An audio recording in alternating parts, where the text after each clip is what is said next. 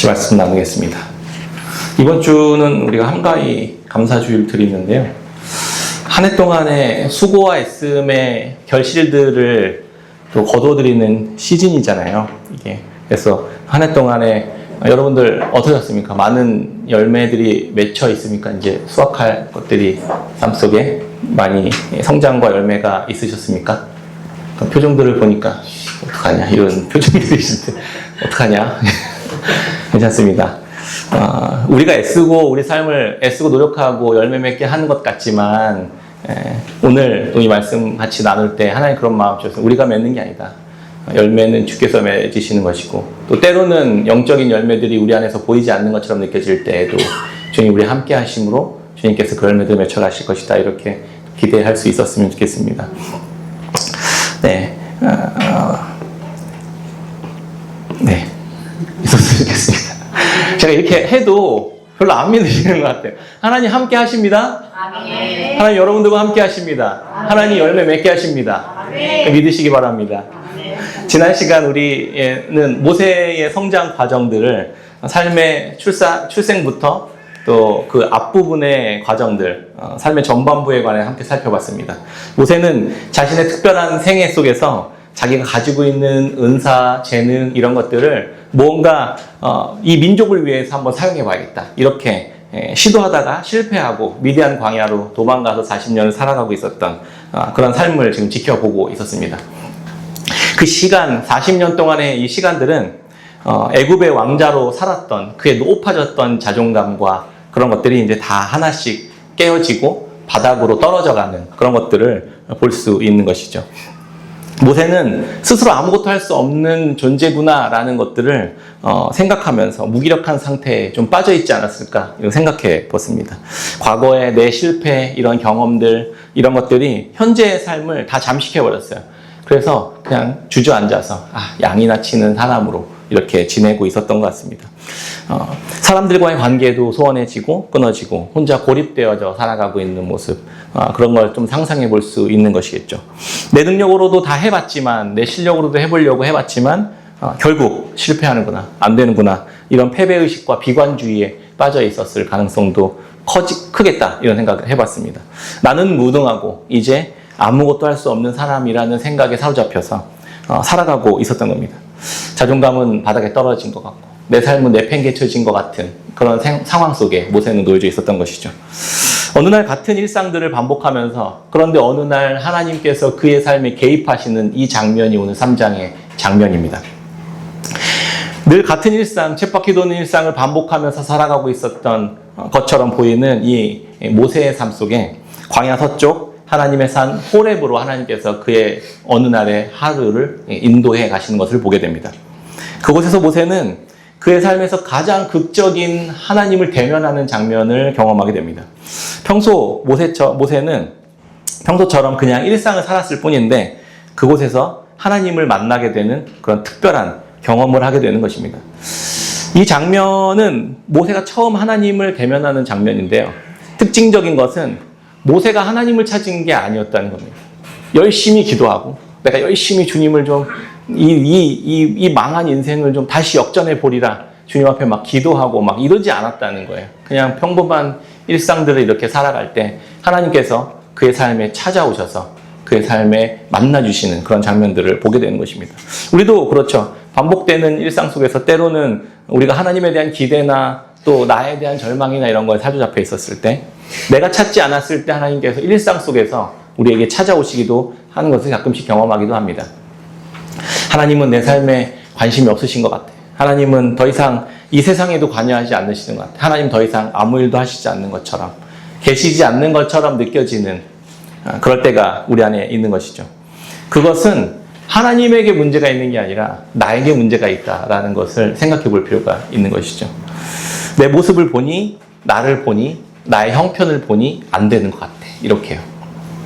그러나 하나님은 나의 능력에 의지에 일하시는 분이 아니라 하나님은 하나님의 능력과 권세에 의지에 일하시는 분이시라는 것을 기억할 필요가 있는 것이죠. 이런 상황들이나 시대적 상황이나 환경이나 나의 어떠한 영향을 받는 게 아니라 하나님은 하나님의 때에 하나님의 방식으로 일하시는 것을 우리가 생각해 볼 필요가 있는 것이죠.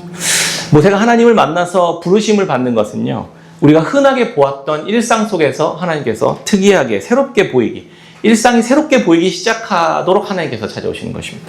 모세는 호렙산에 불붙은 떨기나무 가운데 하나님을 만납니다. 떨기나무는요, 가시나무의 일종으로 그 호렙산에서 불붙은 떨기나무, 그러니까 이 떨기나무가 아카시아 나무의 일종이라고 하더라고요. 그래서 백향목처럼 이렇게 두껍고 막 쓸모 있는 그런 나무가 아니라 그냥 가시나무예요. 그래서 뭐 이렇게 장작으로나 이렇게 땔감으로도 쓸 수 없는 정말 쓰잘데기 없는 나무죠. 그래서 흔하고 쓸모없는 떨기나무에 불이 이렇게 붙어 있는 모습을 보게 됩니다. 원래 이 장면은 그 근동 지방에서 종종 일어나는 일이라고 하더라고요. 그래서 고온 건조한 날씨가 이어지면 자연 발화되는 일들이 종종 있었다고 합니다. 그래서 그냥 평소에도 있었던 일이니까 그런가 보다 하고 지나쳤는데, 또 떨기나무에 불이 붙었구나 하고 지나쳤는데 순간 이상한 거죠. 그 장면이. 모세가 얼굴을 돌리고 늘 보았던 모습이랑 다른 떨기나무에 불 붙어 있는 모습을 보게 됩니다. 불은 붙었는데 나무가 타지 않는 거예요. 불이 붙어 있는데 나무가 안 타는 장면을 본 거예요. 이상한데? 이러고 다시 돌아보면서 하나님이 등장하신 이 장면은 그 자체로 하나님께서 메시지를 지금 담고 있다는 것을 우리는 알 수 있는 것이죠. 불이 타기 위해서는 산소와 타야 할 물체가 있죠. 불이 필요한 거죠. 불이. 나무에 불이 붙어서 타려면 나무가 타면서 불이 붙는 게 정상이잖아요. 그렇죠? 근데 불은 붙어 있는데 나무는 그대로예요. 불은 계속 타는데. 그러면 이 불은 어떻게 무엇을 태우면서 타고 있었을까요? 이게 스스로 타고 있었던 겁니다. 그러니까 신기할 수밖에 없죠. 모세가 지나치다가 다시 고개를 돌려서 그걸 다시 바라보게 됩니다. 하나님 모세를 부르셔서 자기 백성들을 출애굽시키시는 일들을 하나님께서 이제 맡기실 것입니다. 하나님은 많은 기적들을 보이실 것이고 성막을 만들고 지파별로 진도, 대형도 짜고 율법도 만들고, 그래서 사람들이 하나님의 법을 따라 질서 있게 살아갈 수 있도록 지혜와 지식이 필요한 일들을 하나님께서 맡기실 텐데, 그런데 이 일을 할 때 모세는 자기 자신의 능력과 지혜와 에너지와 힘을 써서 이 일을 하는 게 아니라 하나님께서 친히 이 일을 행하시리라는 메시지가 이 안에 담겨져 있는 것이라는 것을 알 수 있습니다. 모세의 애씀과 수고와 노력과 지혜와 은사를 사용해서 하나님께서 일을 이루시는 게 아니라 하나님께서 친히 그 능력을 보이실 것이라는 메시지가 이 안에 담겨 있는 것이구나라는 사실들을 알게 되었습니다. 하나님이 친히 출애굽시키실 것이고, 하나님이 친히 능력을 보이실 것이고, 하나님이 친히 자기 백성들을 돌보실 것이라는 이 사실. 그런데 사용은 모세를 통해서 하시려고 하신다는 것을 볼 수 있는 것이죠. 모세는 그저 거기에 있는 것 뿐이었습니다. 세상의 왕들은 그렇죠. 신하들에게 뭔가 일을 맡길 때 그가 가지고 있는 지혜와 능력과 지식과 에너지와 열정과 성취의 결과물들을 가지고 사용하죠. 그래서 높은 자리에 앉혀놓습니다. 너는 너의 실력 있는 인재를 발탁해서 높은 자리에 앉혀서 너는 너의 능력과 에너지를 나를 위해 써. 이게 세상의 왕의 방식이죠. 그런데 하나님의 일하심의 방식은 어떻게 하시겠다는 걸까요? 너의 헌신과 희생을 통해 그 결과를 나를 위해 쓰는 게 아니라 내 에너지와 내 지혜와 내 능력을 너를 위해 쓸 거야. 이렇게 말씀하신 것과 같습니다. 세상은 다 쓰고 헌신짝처럼 버려버리는 것이 세상의 방식이지만, 다 쓰면 버려버리는 것이 세상의 방식이지만, 하나님은 너의 삶을 내가 다 사용하는 것이 아니라 너의 삶을 위해 내가 사용될 거야 라는 이야기를 하십니다. 세상 나라와 하나님의 나라의 방식은 이렇게 너무나도 다른 것을 알 수 있습니다. 모세를 태워서 불을 내는 원리가 아니라 모세에게 불은 붙겠지만 그를 태우는 게 아니라 하나님께서 친히 불을 내시겠다는, 힘을 내시겠다는, 일을 하시겠다는 메시지를 우리에게 알려주고 있는 것이죠. 특이한 모습을 자세히 이렇게 모세가 살펴보려고 다가갔습니다. 다가가는 순간 하나님께서 말씀하십니다. 5절 말씀입니다. 같이 한번 읽어볼까요? 3장 5절입니다. 같이 읽겠습니다. 시작. 하나님이 이르시되 이리로 가까이 오지 말라. 내가 무슨 거룩한 사람이 내 발에서 신을 벗으라. 아멘. 신발은요, 자신의 활동과 자기의 권리를 의미한다고 하더라고요. 그래서 하나님 앞에선 인간은 자기의 거룩하신 하나님 앞에서 자기의 행위, 자기의 성취, 자기의 어떤 무언가를 드러낼 수 없습니다. 그러니까 오직 하나님 앞에선 인간은, 거룩하신 하나님 앞에선 인간은 다 죄의 결과일 뿐이에요. 그러니까 하나님 앞에 드릴 수 있는 것들이 아무것도 없습니다. 오직 더러운 뿐이 없음을 우리가 알 수 있는 것이죠. 그래서 하나님께서 모세에게 신을 벗으라고 말씀하신 것은요, 지금껏 모세가 살아왔었던 그 모든 성취, 결과, 모세가 생각한 자신의 뜻과 계획, 자기 주도권, 이런 것들을 내려놓아야만 한다는 의미를 담고 있다고 합니다. 이미 40년간 이미 바닥에 떨어질 만큼 떨어졌는데도 무엇이 더 남아서 신을 벗으라고 하는 걸까요?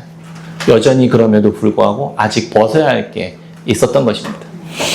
마지막 남은 자기의 그 자마저도 주님 앞에 내려놓고 하나님은 그것을 요구하고 계셨던 것입니다. 하나님의 부르심을 따라 행할 자는 제일 먼저 그래서 하나님 앞에 거룩해지는 것입니다. 거룩은 뭘까요? 거룩은 하나님께 속한 성품입니다. 그래서 피조물과 구별된 창조주 하나님의 고유하신 성품입니다. 온전하시고 완전하시고 완벽하신 하나님의 속성이십니다. 죄가 전혀 없으시고 어둠과 거짓이 없으신 그 순결하신 하나님께만 거룩함이 있습니다. 죄된 인간이 거룩하신 하나님 앞에 서기 위해서는요, 우리의 죄를 벗어내야만 합니다. 죄는 거룩하신 하나님을 거부하는 자기중심성이거든요. 이것들을 주님 앞에 내려놓는 것. 이게 하나님께서 원하시는 신을 벗으라는 의미입니다. 모세는 지금껏 자신이 중심되어서 살아왔었던 그 자기 권리를, 그 높아진 마음들을 깨트리고 하나님 앞에서 나는 이제 오직 하나님의 것입니다 라고 고백하는 것들이 필요한 것이죠. 하나님 앞에 이제 신을 벗음으로써 그의 삶은 이제 다시 주님의 말씀, 주님의 사명으로 채워질 준비가 된 것입니다. 사실은 이 40년간의 시간을 통해서 모세는 죽음과 같은 경험들을 했던 것입니다. 이제 죽음을 통과한 것이죠. 이제 모세는 모세가 아니에요. 다시 그리스도 안에서 다시 새롭게 된 모세로 다시 일어나게 되는 것입니다. 죽음을 통과한 것처럼 더 이상 이제 모세는 예전의 모세가 아니게 된 것이죠. 이제 준비가 된 겁니다. 깨끗한 그릇으로 준비가 된 거예요. 빈 깡통으로, 비워져 있는 통으로 주님 앞에 이제 준비가 된 것입니다. 그러면 이제 무슨 일을 행하실까요? 하나님께서 하나님의 일을 그 안에 담기 시작하는 것입니다. 3장 6절입니다. 또 이르시되 나는 내 조상의 하나님이니 아브라함의 하나님, 이삭의 하나님, 야곱의 하나님이라. 모세가 하나님 배웠기를 두려워하여 얼굴을 가리매. 모세는 직감적으로 하나님이심을 알게 됩니다. 제일 먼저 하나님은 자기를 소개하실 때 내 조상의 하나님이다 이렇게 말씀하십니다. 아브라함이 살아있을 때도 그 하나님이셨습니다. 이삭이 살아있을 때도, 살아갈 때도 그 하나님이셨습니다. 야곱이 살아갈 때도 그 하나님이셨습니다. 그 하나님이 이제 모세의 하나님으로 등장하신 것이죠. 최소한 400년에서 600년 동안을 그대로 존재하고 계셨던 하나님. 사실은 이 정도의 하나님이 아니라 창세 전부터 계셨던 하나님이시죠. 그래서 하나님은 영원하신 분이시고 역사의 주관자이신 분이라는 것을 우리는 볼 수 있게 되는 것이죠. 또 모든 역사 속에서 자신의 백성들 안에 하나님께서 일하시는 분이셨습니다. 그래서 아브라함과 언약을 맺으실 때도 하나님이 계셨습니다. 이삭이 번제단에서 죽임을 당할 때에도 하나님이 그때 살려주신 분도 하나님이시죠.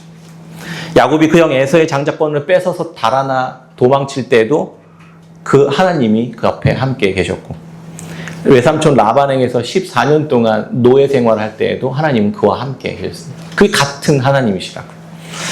마하나임에서 하나님의 군대와 씨름하고 환도뼈가 부러지는 그 상황 속에서도 계셨던 분이 하나님이시고, 이제 그 하나님이 모세와 함께 출애굽을 시작하실 것이라는 이야기를 하고 있었던 것입니다. 그 하나님이 지금 모세 앞에 나타나신 것입니다. 이 모든 역사가 하나님과 함께 동행하며 펼쳐졌던 역사들이었어요. 그러니까 하나님이 이루신 역사들인 거죠. 이제 내가 너와 함께 네 조상들의 역사를 이뤘던 그 하나님인 내가 이제 너와 함께 그 역사를 더 이루어갈 것이다 라고 이야기하고 계신다는 것입니다.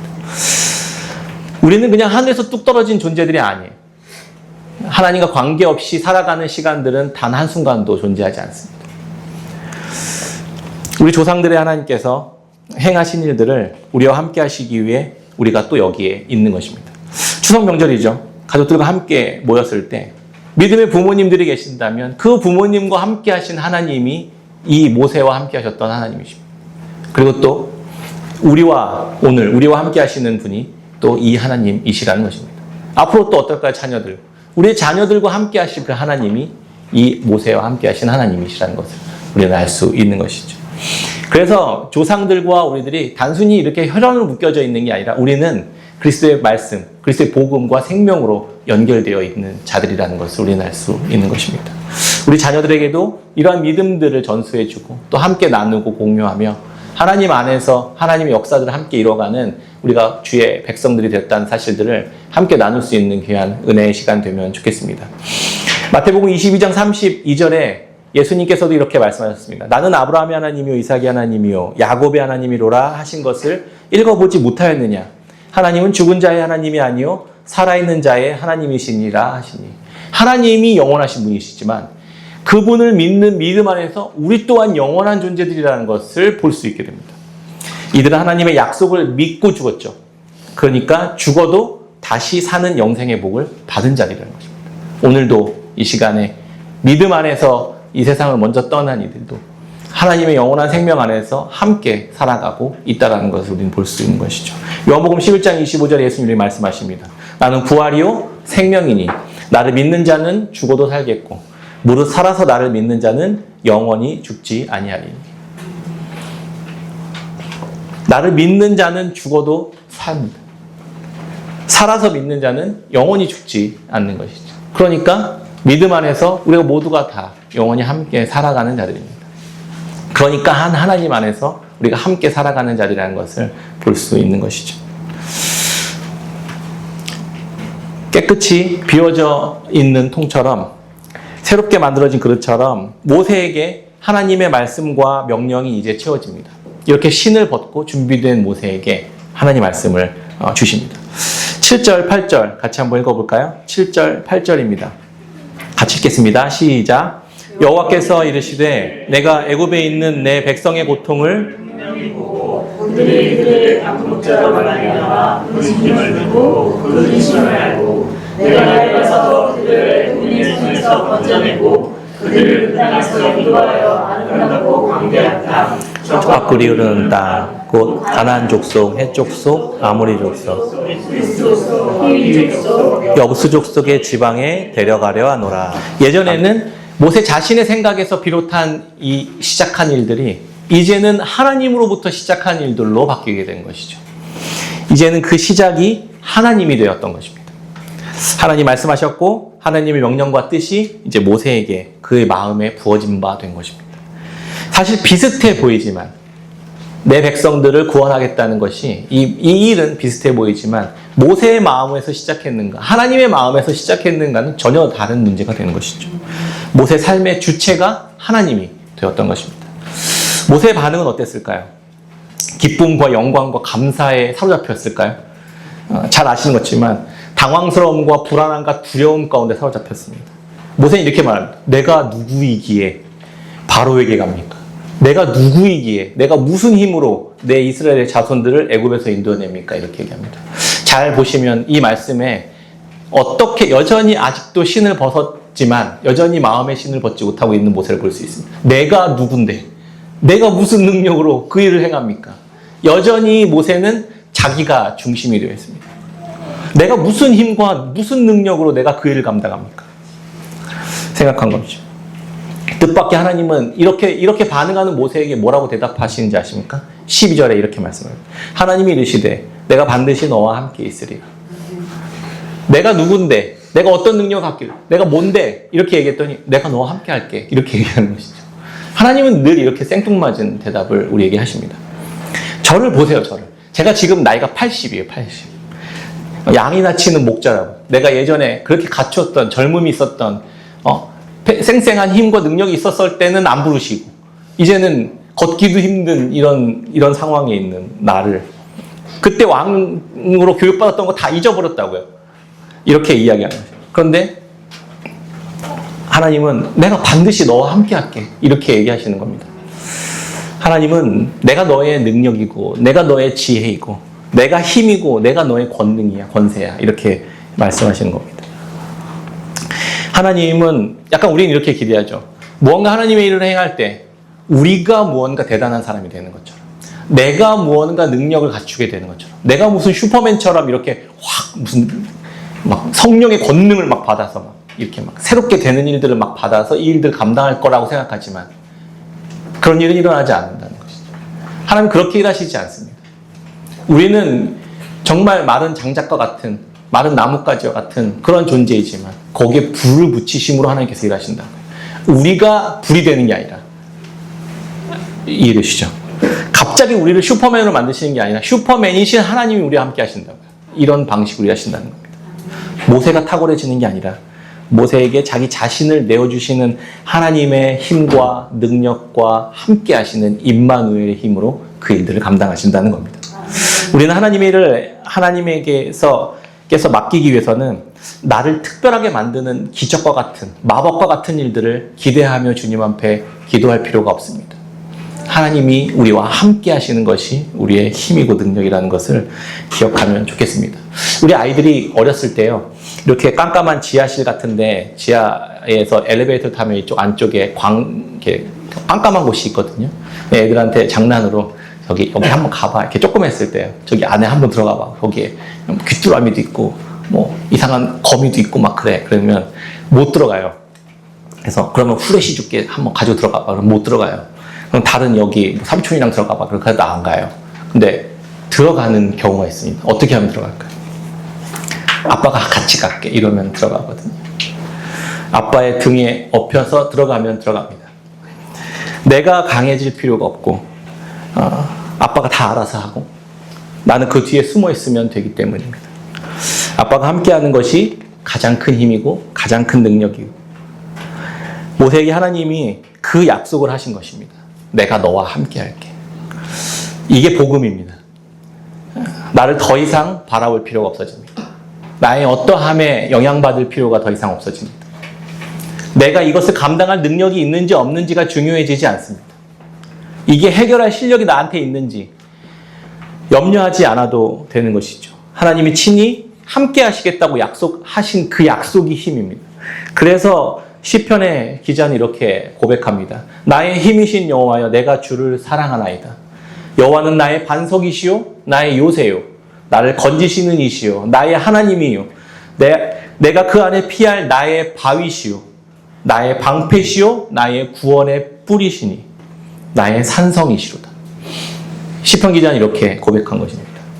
내가 산성이 아니라, 내가 반석이 아니라, 내가 힘이 아니라, 내가 능력이 아니라 나의 힘이신 여호와께서 나와 함께 하신다는 것입니다.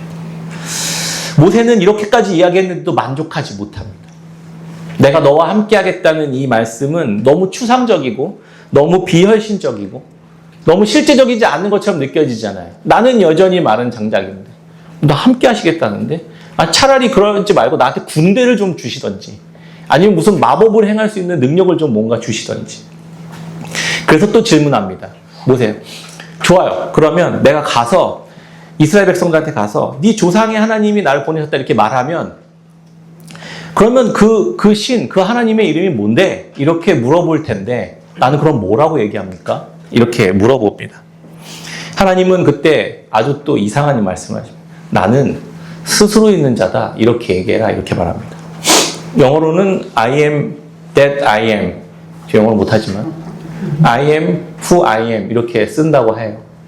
이게 무슨 말이죠? 나는 나다. 이게 무슨 말이에요? 나는 나다. 하나님은 이 세상의 모든 것들을 존재하게 하는 분이시거든요. 창조주시잖아요. 모든 능력과 힘의 근원이 하나님에게 있습니다. 모든 존재하는 토대가 하나님이시죠. 본질이고 중심이십니다. 이게 무슨 말이냐면 하나님은 그 어떤 것에도 의존하지 않으신다는 거예요. 이렇게밖에 정의를 내리실 수 없는 분이신 거죠. 하나님 스스로 존재하시는 분이시고 영원전부터 스스로 계셨고 앞으로도 영원히 스스로 존재하시는 분이십니다. 자신이 말씀하신 것들은 반드시 행하시는 전지전능하신 분이신 것이죠. 그 어떤 것에도 방해받지 않으시는 분이시라는 겁니다. 세상에 있는 모든 피조물들은요, 다 스스로 존재하는 것이 없습니다. 연필은 어떻게 존재하죠? 흑연과 나무로 이렇게 같이 만들어진 존재로 이렇게 설명하잖아요. 다 연필은 종이와 무언가 함께 있을 때 자기의 정체를 설명할 수 있습니다. 제가 너 누구야? 이러면 나는 나다 이렇게 할 수가 없는 거예요. 내가 나를 스스로 정의 내릴 수 있는 근거가 없어요. 그래서 저는 깨끗한 샘 교회 목사입니다 이렇게 설명하는 거예요. 깨끗한 샘 교회 목사인 윤세범, 누군가의 아내의 남편인 윤세범, 이렇게 우리 아이들의 아빠인 윤세범, 이렇게 관계 속에서 저를 설명해요. 왜냐하면 내가 나의 근원이 될 수가 없으니까요. 하나님은 그런데 그 어떤 것에서 의존하지 않고 스스로를 정의 내리시는 분이시라는 뜻인 거죠. 그 무엇도 그분을 설명하는데 도움이 되지 않습니다. 하나님은 그래서 그냥 하나님이신 겁니다. 히브리어로 그래서 야훼라고 말씀하시는 자기의 이름을 모세에게 알려주시는 것이죠. 야훼의 하나님, 타지 않는 떨기나무 불꽃 속에서 등장한 그 여호와의 사자가 했던 이 하나님에 대한 이 소개, 나는 나다, 나는 야훼다라고 했었던 이 이야기를 예수님이 나중에 신약에 와서 하십니다. 요한복음 8장 58절에 아브라함이 나기 전부터 내가 있었느니라, 내가 있느니라. 이때 당시에 예수님 나이가 30살이었거든요. 나는 아브라함이 있기 전부터 있었다 이렇게 얘기하시는 겁니다. 하나님이라는 뜻이죠. 요한복음 8장 14절 내가 나를 위하여 증언하여도 내 증언이 참되니. 나는 내가 하는 말의 증거를 다른 사람이나 환경이나 어떤 권위 있는 사람에 의존하지 않고 나는 내 말이 내 자신이 곧 내 증거야 이렇게 얘기하는 거죠. 일반적으로 증인이 되려면 두세 사람이 증인을 서줘야지만 이 증거가 되거든요. 참이 되거든요. 근데 예수님은 스스로 증인이 되시는 거죠. 이게 좀 개념이 좀 어려운데 이게 하나님이시라는 사실입니다. 모세에게 함께 하시겠다고 하신 그 약속하신 그분은 하나님이시라는 거죠. 이분은 영화로우시고 영원하시고 모든 능력과 권세의 근원이 되시는 분이시라는 거죠. 여호와 하나님이신 거죠. 아브라함의 하나님, 이삭의 하나님, 야곱의 하나님이 모세의 하나님이 되시고 그와 함께 하시겠다고 오늘 약속하고 계신 것입니다. 오늘 우리도 이 하나님께서, 이 예수 그리스도께서 동일한 말씀을 우리에게 약속하십니다. 우리의 삶을 이끌어가고 계시는 그 하나님이 오늘 우리와 약속하십니다. 내가 너와 함께한다. 나는 나다. 이것이 우리에게 큰 힘과 위로와 격려와 용기가 될 수 있기를 바랍니다. 이 하나님께서 오늘 여러분들과 함께 하시는 것입니다. 이것이 우리가 가지고 있는 진정한 능력입니다. 이게 진정한 영적인 권위입니다. 우리 자신에게는 아무것도 없지만 우리와 함께 하시는 하나님의 그분이 우리의 능력이 되시고 권위가 되시고 힘이 되시고 지혜가 되시는 것입니다. 이 사실을 기억하시면서 우리에게 맡기신 이 세상 속에 이제 행해 나가야 할 이 사명들을 감당할 때 믿음으로 담대히 주와 동행하며 임마누엘 하시는 하나님과 함께 걸어가는 저와 여러분들이 되시기를, 주의 백성이 되시기를 축복합니다. 말씀을 맺겠습니다. 하나님은 우리를 채찍질하고 우리에게 윽박지르고 더 화이팅 해봐, 더 이거 열심히 좀 해봐, 이렇게 너희들의 실력을 키워 이렇게 말씀하시지 않으신다는 거죠. 내가 내 아들을, 내 생명을 줬는데 너 이 정도밖에 못하겠니? 이것밖에 안 되겠어? 이게 최선이야? 이렇게 말씀하시는 분이 아니시라고요. 내가 너에게 이렇게 우리에게 정죄하고 우리를 닥달하시는 분이 아니라는 것입니다. 이거는 세상의 방식이에요. 이렇게 우리를 쥐어짜서 우리가 만들어낸 어떤 무언가를 주의 영광을 위해 쓰는 게 아니다 이 말입니다.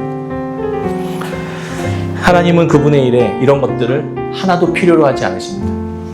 근데 우리는 착각하죠. 우리가 슈퍼맨처럼 우리가 능력을 갖춰서 무언가 탁월한 실력을 갖추어서 그래야만 하나님을 영화롭게 할 수 있다고 생각합니다. 불에 타지 않는 떨기나무를 보이실 때 하나님은 이미 자신의 행하실 일들을 보이셨습니다. 우리들의 삶에 불에 타는 열정과 뜨거움과 열심과 능력을 주님께서 드러내게 하실 텐데 그게 너의 애씀과 수고가 아니라 나의 애씀과 수고로 그것들을 이뤄갈 거야 이렇게 말씀하십니다. 우리를 태워서 소모돼서 열을 내고 빛을 내는 게 아니라 그의 아들을 태워서 열을 내고 빛을 내시겠다고 하시는 것입니다. 이게 복음입니다. 우리는 자유해질 수 있습니다.